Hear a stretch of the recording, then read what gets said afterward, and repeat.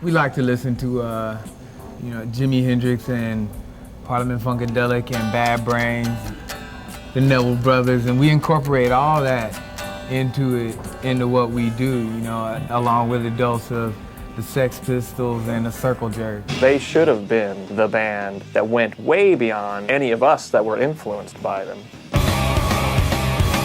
The fact is that we didn't care who we played to, so there were plenty of raised eyebrows when we stepped through the door. I don't know what to do, man. Kendall told me that the demons had come to kill him. Norwood Fisher will be arraigned on felony charges of attempted kidnapping. In 1993, Fishbone released their fourth full-length album, Give a Monkey a Brain and He'll Swear He's the Center of the Universe. This was the album that would have finally taken Fishbone into the mainstream. The band became regulars at Lollapalooza, and the album's move into heavier realms was in sync with the grunge zeitgeist, but at the same time they never sacrificed their most idiosyncratic charms. Indeed, Give a Monkey a Brain contained some of their finest songs, the deliriously aching Lemon Meringue, the P-Funk throwdown of Properties of Propaganda, the bleak, powerful, and profound Black Flowers, and my personal favorite, Servitude. Today we're going to walk through Fishbone's history leading up to the recording of this album, and the influence guitarist-songwriter Kendall Jones had on the process. Kendall was accused of having a mental breakdown, and his eventual botched rescue and Norwood's arrest ruined the band's momentum. They were dropped from Columbia Records, and the classic lineup unraveled later that year.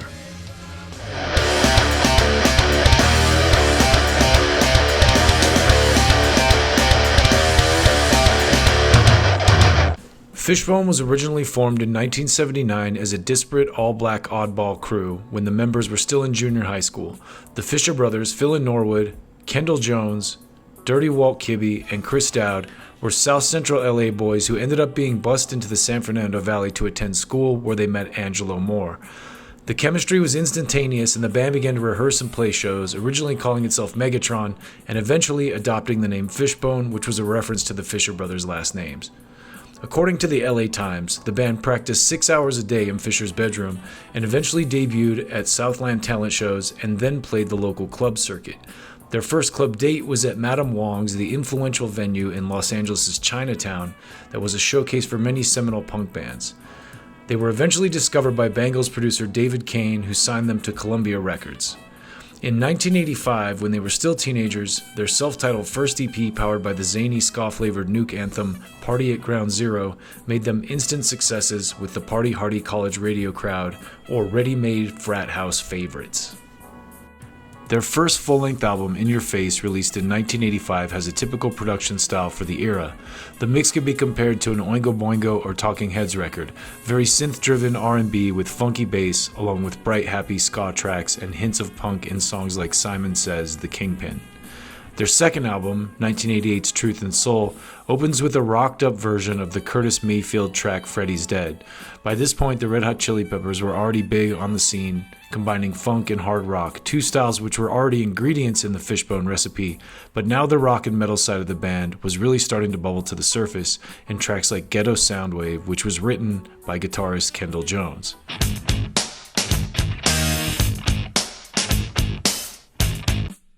Jones's penchant for heavy guitar rock became even more apparent in the opening track of Fishbone's third album, the critically acclaimed The Reality of My Surroundings. Fight the Youth was written by Kendall along with the Fisher brothers. The song successfully fused the band's genre-bending prowess with their untethered punk rock energy.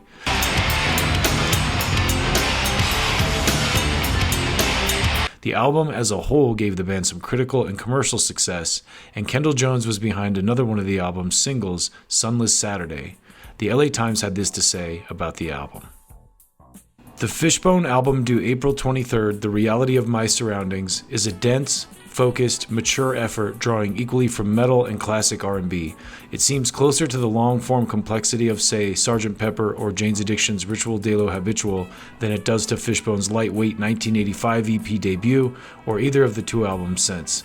Spike Lee directed the video for the screaming headbanger Sunless Saturday, the album's first single, on location in Harlem, Lee's first rock and roll venture since his Tracy Chapman clip. Fishbone's 1988 album Truth and Soul sold nearly 500,000 copies, and this time the record company is already talking in terms of a possible platinum million-selling breakthrough. This review was an accurate summation of what most critics revered as Fishbone's best album and the most accurate representation of the band at their peak. But the LA Times reporter goes even deeper in an interview with Kendall Jones. This conversation happens to be very illustrative as to the types of songs he'd be writing for the next album. Kendall Jones, Fishbone's resident intellectual, leans forward in an old folding chair, hair in little dreads, clad in a satin Spike Lee promotional jacket. He looks a little angry. Black people, Jones says, have always listened to rock and roll. All things considered, we created the damn thing. It's just that through the years, people have become culturally bankrupted. They've forgotten about rock and roll, and all it would take is for somebody not just to be successful on the pop charts, but to actually reach our community. The rest of the band members nod in agreement. Jones continues, we did a show at Limerick Park in the Crenshaw district for Malcolm X's birthday. It was cool seeing pimps. Well, not pimps, but definite gangsters getting into the stuff, moshing in the slam pit. They were having a great time.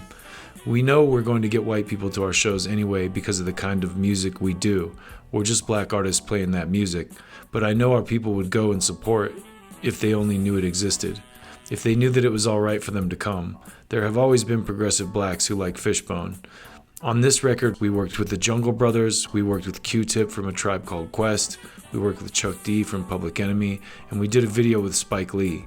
We're making a concerted effort to reach out to black people, but we're not going to sound like Bobby Brown to do it. Jones sighs. That's the thing. People listen to Fishbone and say, great party band, but nobody catches the satire. Nobody listens to the lyrics. Listen to Party at Ground Zero. I liked one, but Metallica was not the first band to write from a Dalton Trumbo book. Johnny Got His Gun affected Party as well, but we prefer to hide the politics under humor. It seems people just don't get it. To clarify what Jones is saying here, Metallica's song One was influenced by the Dalton Trumbo book Johnny Got His Gun, which eventually became a film. The band even constructed their first video for One around scenes from the film. But Fishbone was referencing Dalton Trumbo back in 1985 on their song Party at Ground Zero, 3 years before Metallica released One in 1988. The first line of the second verse in Party is, Johnny, go get your gun, for the commies are in our hemisphere today. Kendall is making the point that Fishbone have always been a politically conscious band, but that no one really noticed because they do it subtly and humorously. I try to think globally as much as I possibly can, but I see so much right here in my hometown that I don't really have the time to think so much about South Africa when I see all that's happening now in LA. I think Fishbone's got to address the problems. This is the reality of our surroundings.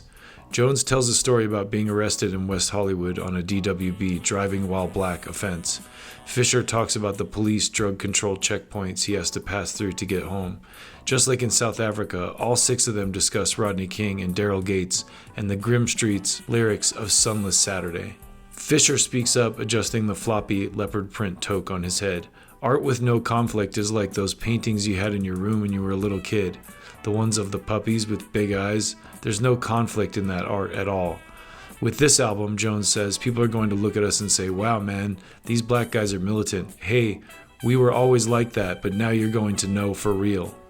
A lot of critics equate showing solidarity with your people as being racist, and that's wrong. They don't know what it's like to go through what Rodney King goes through. They don't have to deal with that, and that happens every day in LA. So why does some of the new stuff sound less urban than Flower Child? Flower Child, Jones says, shaking his head. You're probably hearing One Cut, Everyday Sunshine, and thinking, man, this is just like Sly and the Family Stone. For the record, this is not a Lenny Kravitz album.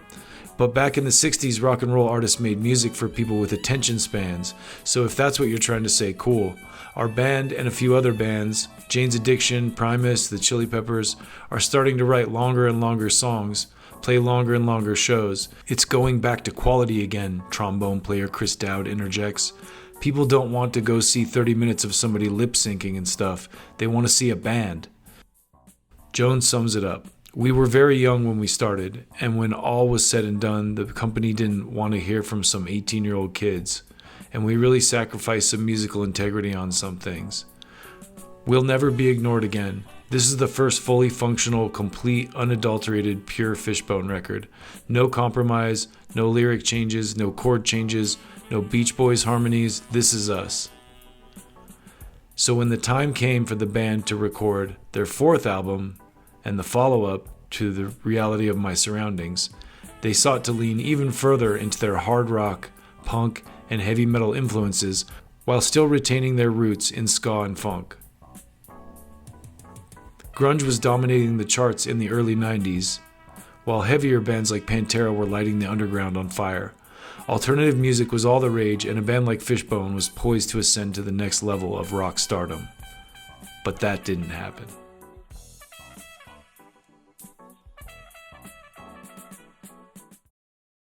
A while back, someone asked on Twitter if there were any bands that were set up to hit it big but just didn't for some reason. I don't remember any of the answers to that thread, but my own answer was Fishbone. Underground darlings for most of the 80s with their blend of ska, punk, and metal that would occasionally get some college rock hits. They would hit semi-big time in 1991 with the album The Reality of My Surroundings.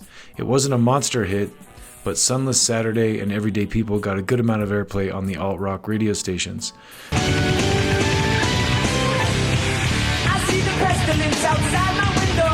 They're not really remembered now, but they were bigger than John the Fisherman and Jerry Was a Race Car Driver.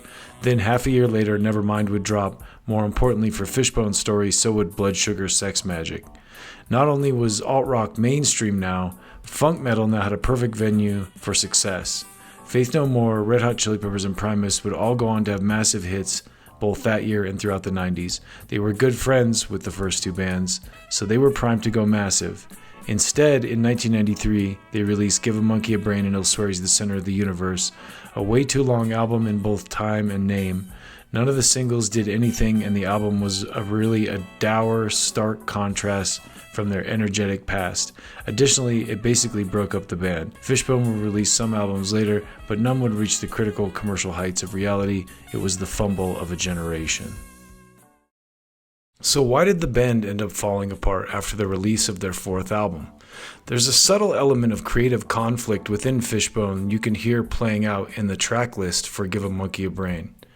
Sandwiched between Kendall Jones and Chris Dowd's deep, serious, and introspective songs like Servitude and Black Flowers are the more standard, lighthearted, playful tracks like Drunk Schizo, The Warmth of Your Breath, and Lemon Meringue that keep the overall mood of the album from getting too heavy. But these elements also prevent the album from achieving alt-rock masterpiece status. The songs penned by Kendall, Dowd, and Bingham have a much more somber, serious, and rock guitar-driven tone to them, while other tracks are almost fighting to retain the original Fishbone vibe, captured on their breakthrough track Party at Ground Zero. There's a point in the documentary film Everyday Sunshine where they show the band recording, and Kendall says something to the effect of, "We're done being a frat party band," hinting at the direction his writing was heading. Keep in mind that the band didn't also really have a lead vocalist, and this may have been another factor in their inability to break through. Angelo Moore would definitely qualify for that title, having the David Lee Roth swagger of a true rock frontman, but he always seemed comfortable sharing that spotlight with his brothers in the band.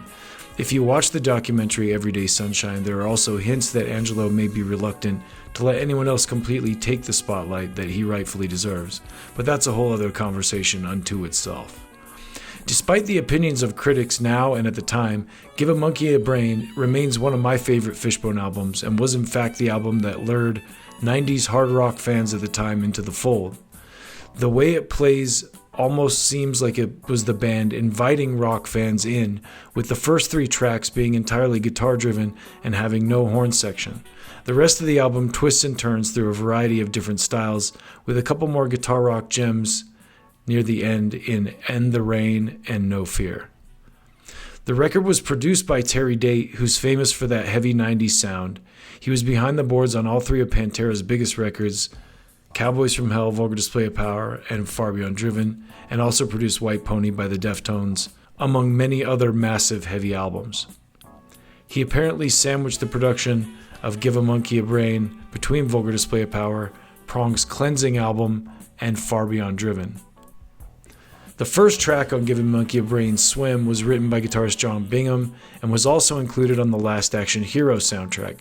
It's a groove-driven banger that blended well with a lot of nu metal type acts of the day. With lyrics about swimming through a mosh pit, the track fit comfortably into grunge rock radio rotation alongside bands like Alice in Chains and Pearl Jam. It was the second track and third single from the album, Servitude, that personally made me a fan of the band. I still play this song on a regular basis to this day, and its lyrics are more prescient than ever. Black Flowers shows the band's heavy yet melodic side, while Unyielding Condition brings their signature ska sound into the mix. This upbeat ska tune, also written by Jones, has a deep political undertone in the lyrical content. The track Properties of Propaganda takes the conditioning concept even further and funkier. On the surface, it's a fun party song that sings the refrain, "Get together your shit and move your ass to a proper toilet." But a read of the actual lyric sheet reveals a potent statement about media brainwashing of the American public. The Warmth of Your Breath takes the energy back up to full blast before Lemon Meringue slaps you with some thick and sticky funk grooves. You also get They All Have Abandoned Their Hopes, a Marley-esque reggae tune that brings more dynamics to the track listing. End the Rain is another track penned by guitarist Kendall Jones with big heavy riffs and melodic vocals. Tracks like this are what brought a metalhead like myself into the Fishbone fan base. No Fear could almost be a Jane's Addiction track with its upbeat rock energy. Drunk Schizo would fit comfortably on the self-titled Mr. Bungle album, and Nut Megalomaniac wraps up the record with some of that fun, lighthearted energy that Fishbone has come to be known for. This album was widely panned by critics at the time of its release for being schizophrenic and straying too far from the band's ska-funk roots. In retrospect, though, Give a Monkey a Brain does exactly what I believe it set out to do, which is appeal to fans of hard rock and grunge like myself, slowly reel us in, and then expose us to the ska punk and funk glory of the band's early days. I think it was successful in that goal, at least it was with people like myself. Teenage me never really thought much about the placement of a track like Drunk Schizo right after a track like End the Rain, but when I listen to the album now, it's almost like putting on a Mr. Bungle record right after listening to Alice in Chains, which is something myself and a lot of other people did in the 90s. Fade away, fade away, turn the page.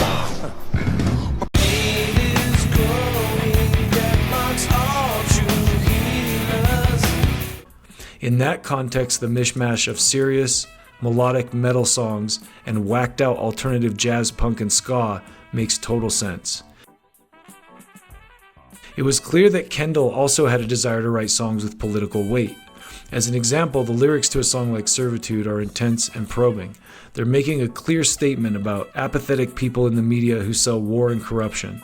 These are the words of a man who is thinking deeply from a spiritual and philosophical place. Who do you serve? For whose empire and for whose whims? Is your honor judged by men? Will you lie? Will you lie if you say it's their will? Will you die or continue to kill until the generals all have their fill?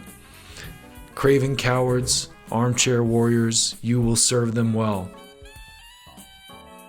Where the reality of my surroundings organically blended the band's heavier tendencies with their funkier ones, Give a Monkey a Brain sort of broke down and sorted their diverse influences into separate songs. As a result, the heavier rock-style tracks on this album are, in my opinion, some of Fishbone's best work. Take a song like Black Flowers. The riff is heavy but funky, almost Prince-esque. Then you have two-part harmonies sung by Chris Dowd and Angelo Moore that give the song an almost Alice in Chains vibe. It doesn't sound contrived or forced in any way whatsoever. It just sounds like something they've always been comfortably doing. Their recently viral cover of Them Bones by Alice in Chains really brought this into focus for me.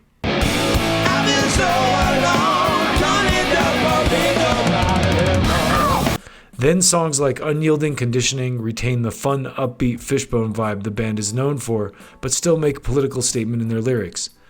Altogether, the riffs, hooks, and lyrical themes on this album make it a classic, but a lot of critics panned it for its unwillingness to stick to the same script throughout. Just before the band was to join the 1993 Lollapalooza tour, Kendall began to express more and more extreme sentiment. I don't know what to do, man. Kendall told me that the demons had come to kill him. The other members of the band believed he was brainwashed and falling into a cult, and accused him of mental instability. This angered the guitarist, and he abruptly quit the band and moved to Northern California.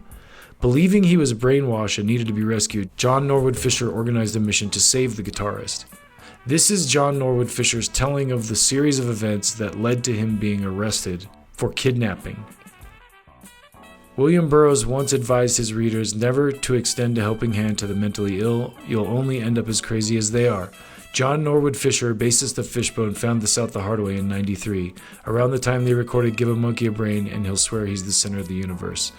Not that the kook in question, former guitarist Kendall Ray Jones, should be held responsible. Kendall was out of his mind, says Fisher, so I don't even blame him for all that shit. It was just like that's not the guy I've known since I was 11. It was another person. It was some other motherfucker speaking through his body. What messed up Fisher's headspace wasn't Jones's insanity, that isn't contagious. It was the authorities' involvement, which turned a fight to help a friend into a courtroom circus, complete with charges of attempted kidnapping for Fisher. Norwood Fisher will be arraigned on felony charges of attempted kidnapping. There's no way that Norwood's intentions were to hurt Kendall. Now, the guys in Fishbone should know about Lunacy. This is the band that back in '79 first formulated the ska, punk, funk, metal freakout, to which no doubt the Bosstones, Living Colour, and hundreds more owe such a debt. Live, they act completely insane. Only in Jones's case, it wasn't an act. He went berserk, man. He went buck wild, chasing the devil through the walls of his apartment, tearing shit up. Him and his brother. I know they baptized his brother's wife in his waterbed. He was seeing the devil in everything. To him, his whole life had been in service to Satan in some subliminal fashion.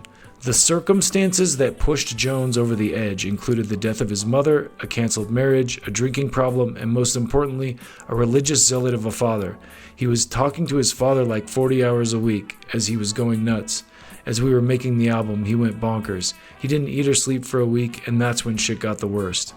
LA health authorities suggested that Fisher apprehend Jones for hospitalization, but then the Jones clan rolled over on him, and he found himself the one facing incarceration.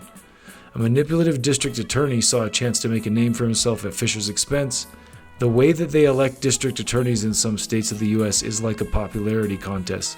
People vote for the name they saw in print the most, so for him, it was just election year politics. I'll get my name in Rolling Stone, I'll be in Spin, you know what I mean?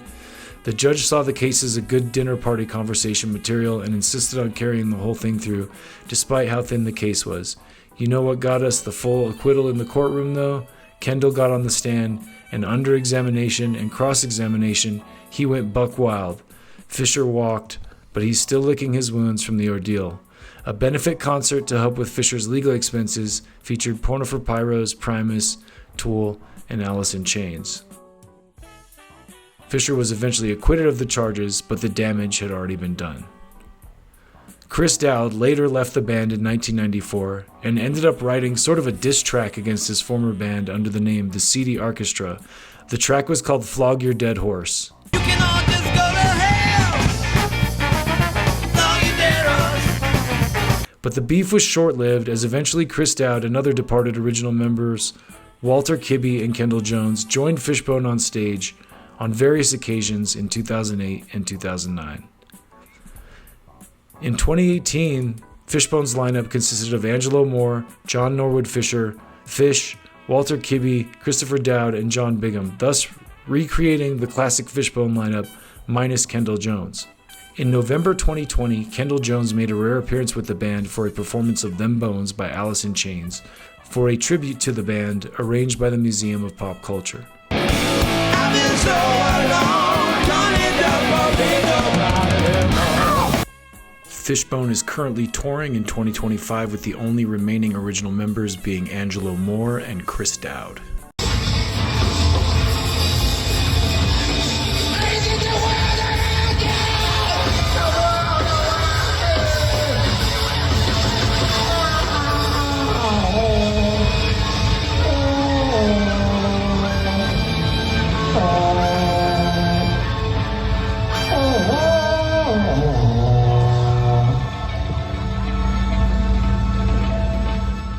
That does it for the Brutal Planet Media criminally underrated Fishbone edition. If you enjoyed it, like and subscribe.